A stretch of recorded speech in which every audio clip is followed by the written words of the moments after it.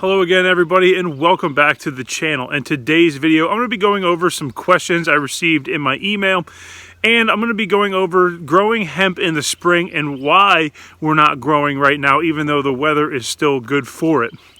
But first, if you wouldn't mind, if you are new here to the channel, please consider subscribing. And for those of you that have already subscribed, thank you so much. I do appreciate the support, folks. And before you exit out on the video, if you wouldn't mind, please give the video a big thumbs up to show your support. So folks, just like every week, I'll start off with what's going on here at the farm. You know, our veggie garden is doing great, but unfortunately this week our retail sales tanked, and that's to be expected, how the economy is reacting to what is going on right now. We had very minimal sales this week. We only made 2 sales this week, which was really, really low. That's way below our average and well below our best week. So you know, if you guys are considering purchasing any flowers, let me know. All the information is down in the description below. Go ahead and email me and check out our website. I would appreciate any support. So folks, I'm going to talk about some of the questions I've been getting in my email, along with some stuff I've been seeing other farmers do and some really big mistakes that they're making. And first I want to address that I'm not perfect and nobody's perfect. We all learn from our mistakes. So by no means am I calling anybody out. In fact, another farmer even reached out to that farmer and said, hey, you don't want to do that. But one of the things I get as a question is, hey, why aren't you growing outside yet? You're saying that the weather is here, spring is here. Why haven't you started? Why are you waiting to clone? Any tips are appreciated on that whole process as other farmers are reaching out. And honestly, guys, the number one reason why we don't start anything until really the end of April. I mean, planting day, although it is a traditional thing, it's a very celebrated thing here on the farm, it is also very calculated. Calculating planting day for any farmer, whether it's corn or hemp or anything, is very calculated. It's a very celebrated day, but it's also something you have to plan for. And of course, you know, that plan needs to have a sliding scale. But with hemp, it's definitely more rock solid because you can't etch it up even though the weather permits it. So like for instance, corn, you may be able to plant that starting next week. I don't know the exact science behind when you can plant corn, but it usually has to do with soil temperatures and frost threat. But for hemp, frost isn't as big of a deal as it is for some crops. We know from our experience this winter that, you know, it can handle some pretty cold temperatures. In fact, our cherry wine is a trooper in the cold. Our Biox, not so much. But our cherry wine is a trooper in the cold. It handled some really cold temperatures where the Biox, it didn't like it. But the number one reason why planting day is so important and why it's so important is because of the light cycle. For those of you that are confused on why we're not planting and why I'm waiting to clone and, you know, we're taking our time, so to speak, is because we can't just rush out to plant these plants. What would happen if I were to put them in right now, flower, and that would be very bad. So is essentially you trying to get a jump start on the growing season would actually put you behind. So what would happen if we cloned right now and got those plants outside in the grow area today? Those plants would begin to flower. Those clones would flower, thinking that it's fall because the light cycle is at a 12:12 or below. Now, what does that mean? Well, if I pull out my iPhone here and I show you the sunrise and the sunset, you'll have a better understanding of what it is. So right now, there is the sunrise and the sunset. Okay, it's 6:58 sunrise and a 7:30 sunset. So that's a 12-hour and 20-minute cycle right now, ish. And you add a little bit of gray light on each side. That is not enough to sustain the veg state. That plant would trigger into the flower stage, and you would eventually, because it's not fall and it's spring, eventually would trigger the veg stage again, and essentially you would stunt the growth of that hemp plant. And then on top of that, you're stressing it out by putting it back into a veg. And, you know, you're talking about that 0.3 number being so important. That is one small variable that could throw it all off. So To answer the question in short, you can't plant early. And right now our target planting day is April 27th. If we're looking at the calendar, everything should be lined up by April 27th, and the last day would be May 5th. So that's kind of our sliding scale right now, and that's why I'm not cloning. I'm letting the mother plants do their thing and continue to veg, because the longer they veg, the more clones I can get and the less stress they're going to go through when I do clone them. So that's kind of the answer to that. That's the number one reason. Now, of course, you have to deal with frost, and our northern friends have to wait even longer because the light cycle up there is going to be a lot longer before it gets to that point where they can plant outside, and they have the frost. So they have a double whammy. Whereas right now down here in the south, frost is pretty much done. As you see behind me, my pear tree is come and gone in the blossoms, and you know, I've been living here for quite a while, and it's only frosted once in the last 7 years I've lived here that pear tree was blossomed and it frost. So that's pretty much it. You know, I kind of go by what Mother Nature says here, and that's a pretty good scale. So I'm not worried about frost at all, but I am worried about dealing with a re-veg if we put them out into the field. Now, that's also why they're not out in the greenhouse right now, because if I do put them out in the greenhouse, I have to support them with artificial light for at least 4 to 5 hours a day to make sure they stay in that veg. But once we get towards the end of April, that light cycle will be adding rapidly, that those plants will not go into a flower stage.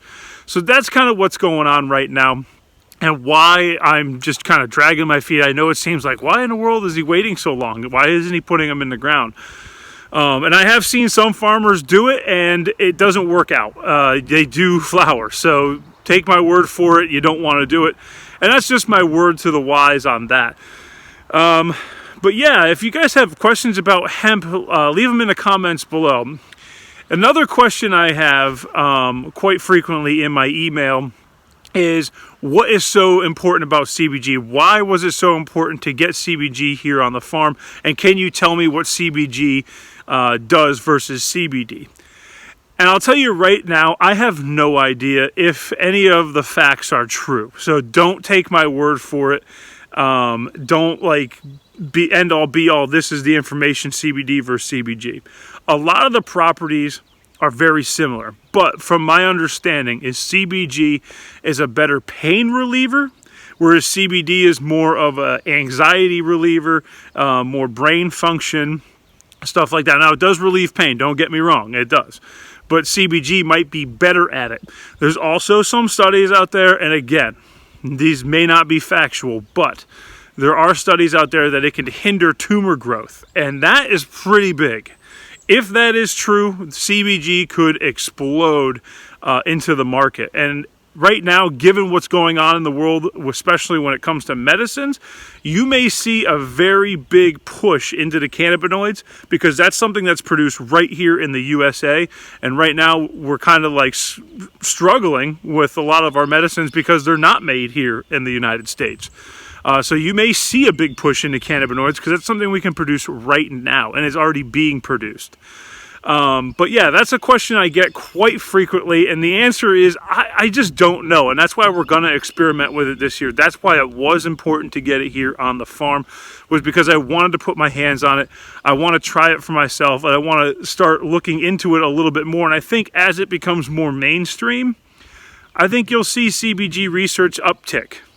Along with what CBD is doing. But even by most standards, CBD is very far behind when it comes to tests and research and a lot of that stuff. A lot of it's just hearsay and, you know, personal experiences, which is great. But honestly, guys, we need the research. We need to know what's going on with these plants and these cannabinoids. So that's another question I get quite frequently, and I hopefully that answers it. One of the other things that I get quite a bit is, you know, what does it take to grow hemp? Like, and of course, you know, we have the whole video playlist of growing hemp all last year. But what does it take to grow hemp? And is it actually difficult, or is that something a lot of people just say to keep you out of the industry? And what I will say is the plant itself is slightly difficult to grow. But if you can grow a tomato plant, you should be able to grow a hemp plant. Where it becomes very complicated is your legal gray areas, and there is a ton of it. There's a ton of it right now. Right now in Virginia, we submitted a plan to the USDA. It was kicked back, and now we're going under the 2014 Farm Bill, just like that. So if you're not on top of it, you may miss the boat on that information, and you may mess up. And messing up in this industry is not like messing up in the corn industry. You're going to have a lot bigger problems if you mess up. The other thing is permitting. And every state is different. So here in Virginia, it is relatively easy to get the permit, although right now I don't know if they're changing any of it right now. We just renewed ours, but I don't know if it's different to get into it. But a lot of states are very, very strict and very difficult. We are lucky here in Virginia where they've really just embraced it and have made it very streamlined. But a lot of states, that's not the case. That's not the case at all. Our partner farm in Vermont is very similar to Virginia, very easy to get into. But, you know, I haven't experienced the harder states, but I've heard that some states are very, very strict. So that's the biggest problem with hemp. You know, if you are in a legal state like Massachusetts or Oregon or California or Colorado and you can grow your 6 or whatever, yeah, do it. You know, you don't need a permit because it just falls under the category of cannabis. So that's one thing I do hear a lot about. And, you know, I try to address those emails as they come in, but overall, you know, these are just things you're going to have to deal with in this industry. One day it may be just a regular garden variety plant that you can buy, but for right now it is very difficult with a lot of legality stuff. But that's all I have for today, folks. I hope you enjoyed today's video. I hope it answered some of your questions, and I hope I gave you some good information on why we're waiting to plant hemp this time of year. I know it kills me because the weather is perfect. Like, these plants would be doing great outside, but they cannot be out here because they're photosensitive and they're just not going to do well. And, you know, we could throw them out here for experiments, but it's really not an experiment worth trying because I already know the end result. So we can maybe find the exact date, but what's the point? Every calendar year is different when it comes to frost. You know, we're just lucky enough to have a really warm spring this year.